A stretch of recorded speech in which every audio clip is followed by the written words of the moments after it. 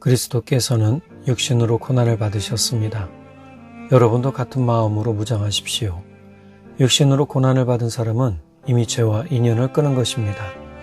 이제부터는 육신으로 살아갈 남을 때를 인간의 욕정대로 살지 말고 하나님의 뜻대로 살아야 합니다.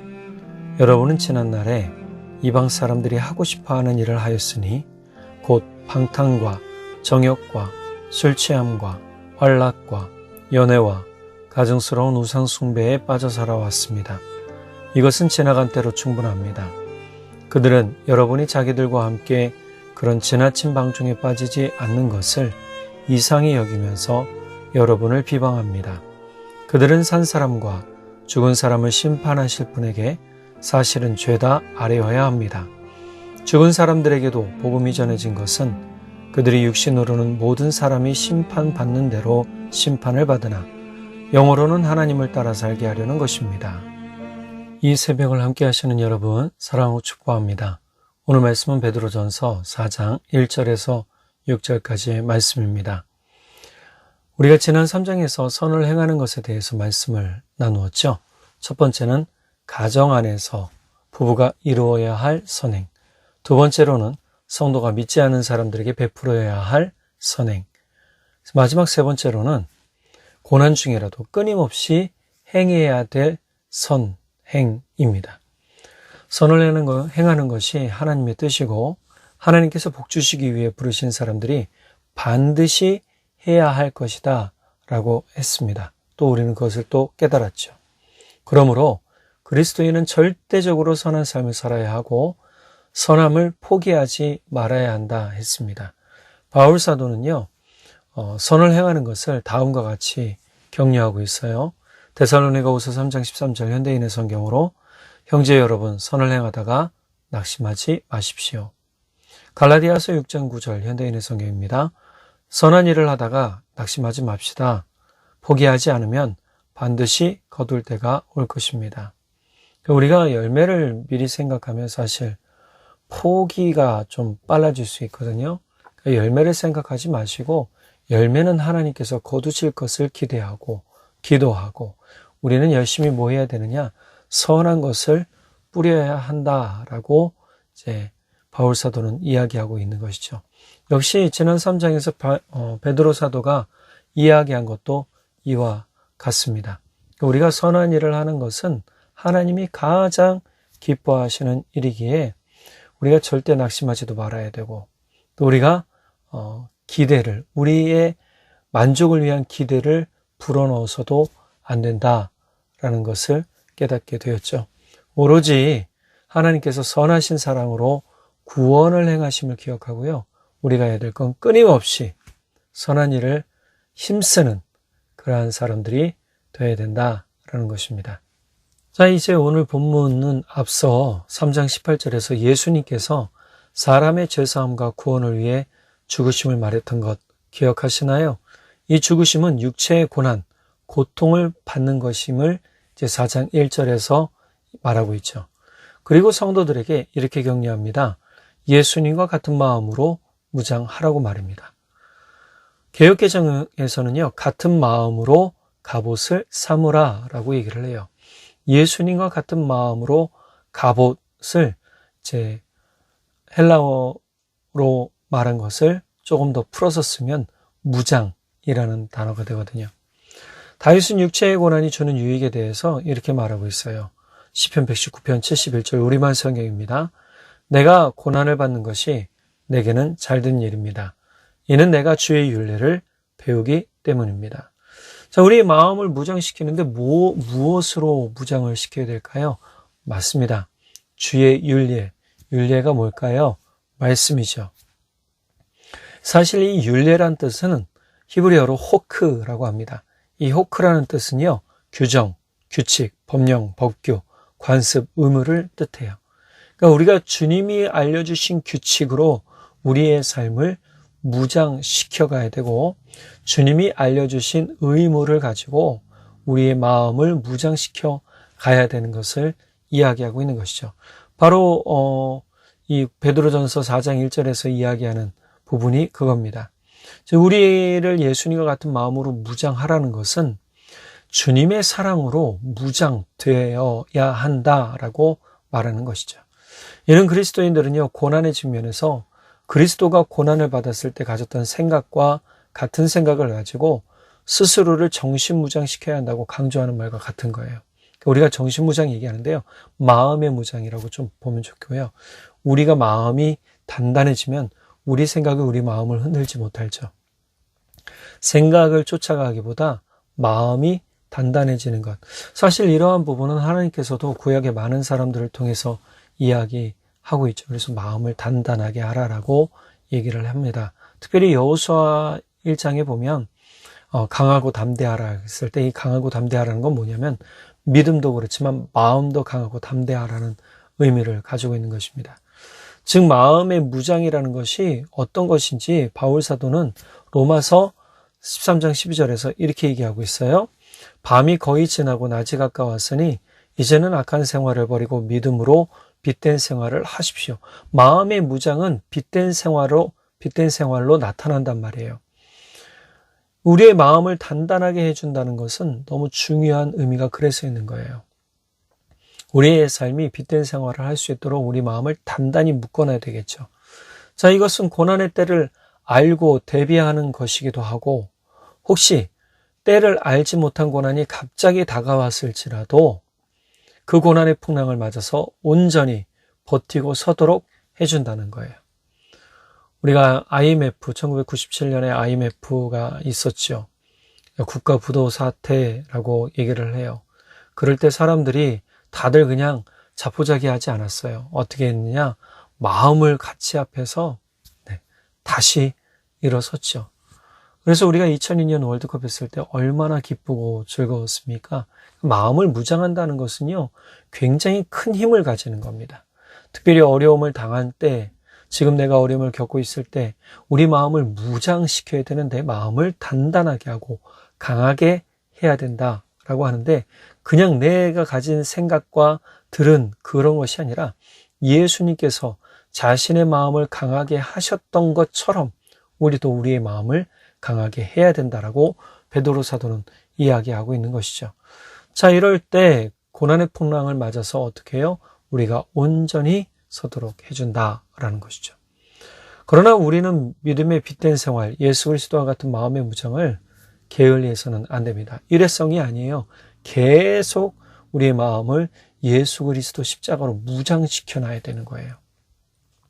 베드로 사도는 이렇게 육체의 고난을 받은 사람은요, 죄와 관계가 끊어진 사람이라고 얘기를 해요. 이제 죄와 상관이 없습니다, 여러분은. 이렇게 얘기를 하죠. 우리가 죄와 상관이 없다는 건 얼마나 기쁜 얘기입니까? 내가 더 이상 죄 때문에 주눅들지 않고 죄인의 모습으로 살지 않고 하나님과 멀어진, 하나님과 관계없는 삶이 아니라 이제는 하나님과 관계 맺어 복된 삶이 된 우리란 말이에요. 이미 3장에서 그랬잖아요. 우리 하나님께서 우리를 복된 사람으로 축복으로 부르셨어요. 그러니 이것이 얼마나 기쁜 일이에요. 그렇기 때문에 우리는 과거로 돌아가지 말라고 베드로 사도는 이야기하고 있어요. 과거의 삶은 이미 지나간 것으로 충분하다라고 얘기를 하죠. 그렇다면 과거의 삶이, 우리가 예수 믿기 전에 과거의 삶이 어땠나? 2절 3절에서 예수 믿기 전 사람의 모습이 어떠한지를 베드로 사도가 꼭 굳이 이야기를 하네요. 한번 볼까요? 2절 3절입니다. 이제부터는 육신으로 살아갈 남은 때를 인간의 욕정대로 살지 말고 여러분은 지난날에 이방 사람들이 하고 싶어하는 일을 하였으니 곧 방탕과 정욕과 술 취함과 환락과 연애와 가증스러운 우상 숭배에 빠져 살아왔습니다. 자, 이 이방 사람들이 하고 싶어 했던 일이 뭐예요? 육체적 쾌락을 즐기는 거잖아요.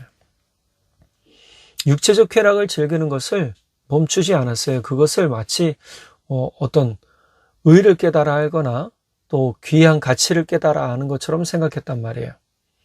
심지어는 육체에 고난을 주는 것도 한 방법이다라고 얘기를 했을 정도로 그들은 우상 숭배에 빠져 있었고 자신의 삶을 방탕하다 못해 방종하게 만들었고 또 정욕과 술 취함과 환락과 의미 없는 파티에 집중하도록 만들었다는 거예요. 여러분, 이런 것들이 우리의 삶을 망치는 비결 중에 하나예요. 우리의 삶을 가치 없게 만드는 것 중에 하나라는 거예요. 그러면 결국 이런 것들을 통해서 우리의 삶이 하나님과 멀어지게 되는 것이죠. 근데 우리가 예수님 믿어서 하나님 품으로 돌아왔을 때 이런 것들에 다시금 우리가 되돌아가지 않도록 뭐 하라는 거예요? 조심하라는 거예요. 이런 것들이 우리와 이제 관계가 없다라고 지금 베드로 사도는 선언하고 있잖아요. 바울 사도 또한 같은 말을 하고 있어요. 로마서 13장 13절에서 14절 현대인의 성경입니다. 낮의 빛 가운데 사는 사람들처럼 단정하게 행동해야 합니다. 흥청망청 먹고 마시며 술 취하지 말고 음란과 방탕과 싸움과 시기하는 일을 버리십시오. 주 예수 그리스도로 옷 입고 정욕을 위해 육신의 일을 추구하지 마십시오. 추구 방향이 달라진다는 거예요. 내가 그동안 나의 즐거움, 마시고 먹고 이런 즐거움, 유흥의 즐거움에 빠져 있었다면 이제는 이런 것이 가치 없는 것인 줄 알고 있잖아요. 그냥 시간을 우리 킬링 타임이라고 하는데 시간 죽이기, 시간 때우기, 그냥 내가 의미 없이 즐겼다라고 하는 정도로 즐기는 것이지 진짜 내 삶에 아무 가치가 없는 것들이에요. 그러나 이제 돌아와서 반대로 예수님 믿었으면 어떻게 해요? 더욱 가치 있는 삶에 집중해야 되다라는 거예요. 왜요? 하나님께서 구원받은 사람들에게 의미의 가치를 부여하시기 때문이에요. 그 의미가 무엇입니까? 생명의 의미, 구원의 의미, 또한 우리가 하나님의 자녀된 의미의 가치를 부여해 주시고 회복시켜 주셨어요. 그러니 우리는 더 이상 과거에 우리가 육신에 즐겼던, 육신으로 누렸던 것들을 우리가 가치 있게 생각하지 말아야 되더라는 거죠. 더욱이 강한 어조로 고린도전서 5장 11절에서는 이렇게 얘기해요. 현대인의 성경입니다.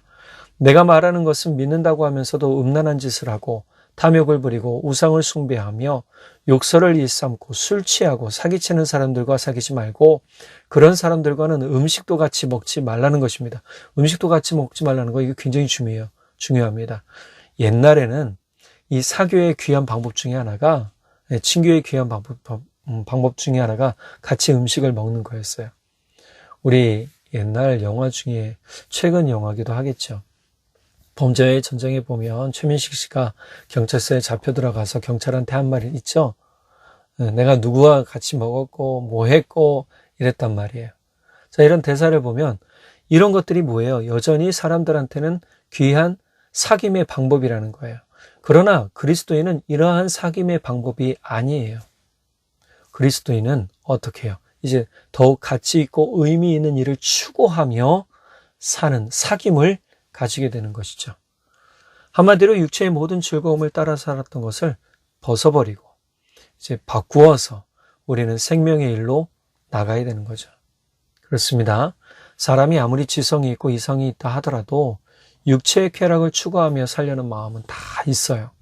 그러나 예수 그리스도를 믿음으로 이제 우리는 이런 육체의 모든 죄, 정욕을 따라 살고 자기가 원하는 쾌락을 즐기고 방탕, 술 취함, 활락, 의미 없는 파티, 우상 숭배 등을 통해 지었던 죄와 이제 우리는 관계없다라고 선언하고 그것들을 외면해야 돼요. 바라보지 말아야 되는 거죠.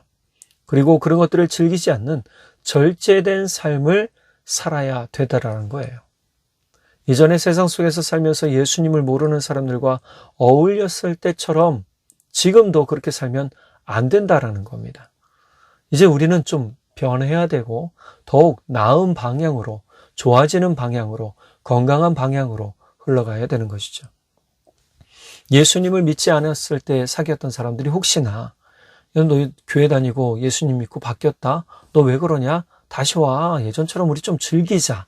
함께 누리자. 라고 해도 우리는 어떻게 해야 됩니까? 그것을 지혜롭게 거절하고 혹시 그 사람들이 그것 때문에 우리를 향해서 손가락질하고 또 욕한다 할지라도 그 말에 신경 쓰지 마시고 오히려 우리는 사랑으로 그들을 대해 주어야 하는 것이죠. 그러면 우리의 믿음의 삶을 보고 혹시 그들도 예수님을 믿게 될지 어떻게 알겠어요? 우리가 예수님을 믿는 일은 너무 중요한 일인데 그 일을 제쳐두고 다시금 육신의 일로 돌아가는 것은 마땅하지 않다라고 베드로 사도는 이야기하고 결국 우리의 삶은요 가장 귀한 생명의 일을 또 복음의 일을 추구하며 살 때 너무나 귀한 하늘나라 가치의 사람이 된다라는 것을 기억해야 합니다. 자, 우리가 이렇게 사람들이 혹시나 비방할 때 낙심할 수도 있거든요. 우리는 낙심하지 말거나 또 두려워하지 않길 바랍니다. 또 미안해할 필요도 없습니다. 오로지 하나님의 사랑으로 그들을 대해주면 되는 것이죠.